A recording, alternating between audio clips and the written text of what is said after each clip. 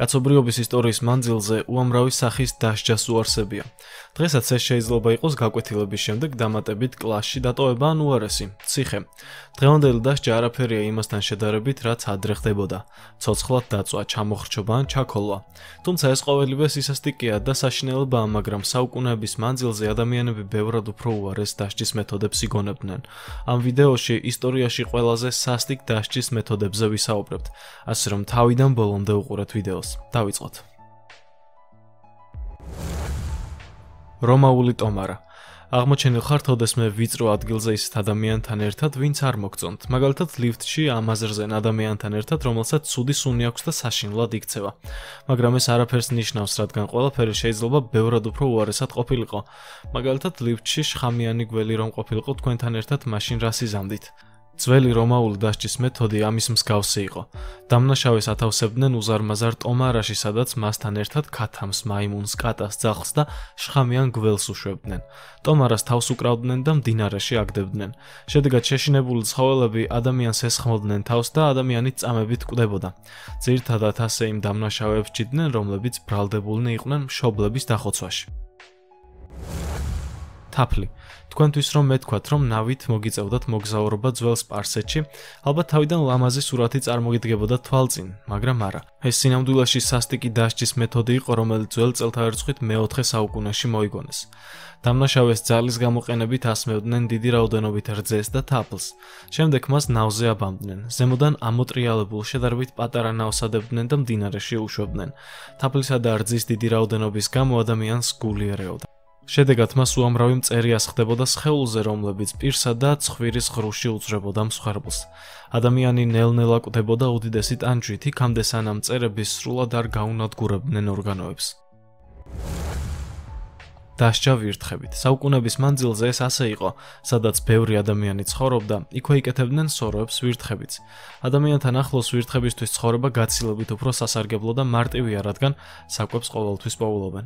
რამდენიმე ასეული წლის წინ ვირთხებს ადამიანები საწამებლად იყენებდნენ. მე-17 საუკუნეში ბრალდებულის მკერდზე ვირთხას ათავსებდნენ და თავზე სათლს ან პატარა გალიას ადგამდნენ. შემდეგ სათლს ან გალიას აცხელებდნენ. შეშინებული ვირთხა პირდაპირ გაგებით ადამიანის მკერდს გლეჯდა, რომ როგორხაც გაქცეულიყო სიცხისგან. შედეგად ადამიანი ტანჯვით და ტკივილით კვდებოდა. ძველ ინგლისში ვირთხები აქტიურად გამოიყენებოდა ადამიანების დასასჯელად. მაგალითად, ციხის პატიმრებს საკანში უამრავი ვირთხა კბენდა და ტანჯავდა. პატიმარი დაბმული იყო და არ შეეძლო მოძრაობა. წყლის წვეთი. ცოტა ხნით თავი დავანებოთ ფიზიკურ ზიანს და ფსიქოლოგიურზეც ვისაუბროთ. ძველ ჩინეთში დაკითხვის დროს პატიმარზე ფსიქოლოგიურად ძალადობდნენ. მას უბამდნენ ხელებს და ფეხებს, მის თავთან სათლს დებდნენ, რომელსაც წყლით ავსებდნენ და ძირს წვრილად უხრედნენ. საათების განმავლობაში წყლის წვეთი ერთი და იგივე ინტერვალით შუბლზე ეწვეთებოდა პატიმარს. ერთი შეხედვით ეს არც ისეთი რთული რამეა, მაგრამ ეს ყოველივე რამდენიმე კვირას გრძელდებოდა. ასეთ დროს ადამიანი ჭკუიდან იშლებოდა და საშინელ მდგომარეობაში იყო, რადგან ფიზიკურად არ შეეძლო სხვა რამეზე ფიქრი გარდა წყლის წვეთისა. ხშირად პატიმარს ეუბნებოდნენ, რომ წყალი შხამს შეიცავდა, რომელიც მის ტვინს ნელ-ნელა ანადგურებდა. ასე კი ეფექტი უფრო სწრაფად მიიღწეოდა.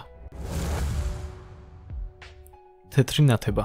ამ დასჯის მეთოდს რომ ჩასვდეთ, უნდა გავიგოთ თუ რას ნიშნავს ზოგადად სამარტოო საკანში პატიმრობა. ეს არის ადგილი, ანუ ოთახი, სადაც პატიმარს არ აქვს ურთიერთობა გარე სამყაროსთან. ხშირად სამარტოო საკანი იმდენად პატარაა, რომ პატიმარს დაჯდომაც კი არ შეუძლია. სამარტოო საკანში დასჯის მეთოდს დღესაც მიმართავენ ციხეებში. თუმცა ჩვენ გვინდა ვისაუბროთ თეთრ ნათებაზე. ეს გახლავთ სამარტოო საკანი, სადაც ყველაფერი თეთრია. საწოლი, კედლები, უნიტაზი და ოთახში განათებაც ისეა მოწყობილი, რომ ჭრდილები პრაქტიკულად არ რჩება. მსჯავრდებულსაც თეთრ საჭმელს აჭმევენ თეთრ ჭურჭელში, მაგალითად თეთრ ბრინჯს. ამ დროს პატიმარი ვერ იგებს, როგორ გადის დღეები. არ იცის ბოლო საუბრიდან 1 საათი გავიდა თუ 1 კვირა. ის ჩვეულებრივად ჭკუიდან იშლება.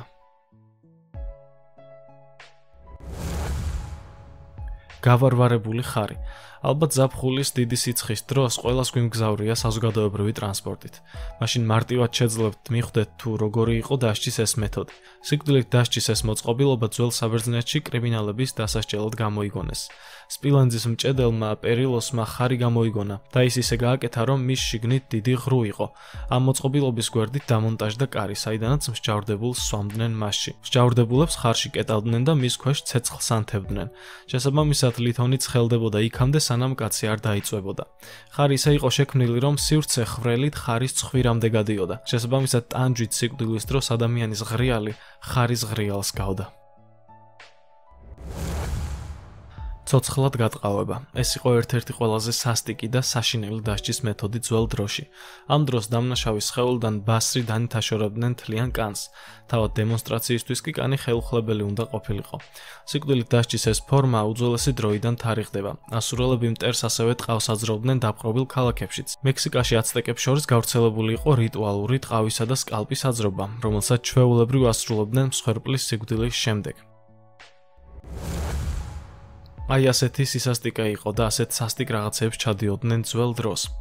ჩვენი ვიდეოც კი მთლიანობაში ასე მიიწურა. გმადლობთ, რომ თავიდან ბოლომდე უყურეთ. თუ კი რაიმე საინტერესო და ახალი გაიგე ამ ვიდეოდან, მაშინ აუცილებლად გაუზიარე შენს მეგობრებს სოციალურ ქსელებში. მე შემდეგ ვიდეომდე გემშვიდობებით. დროებით.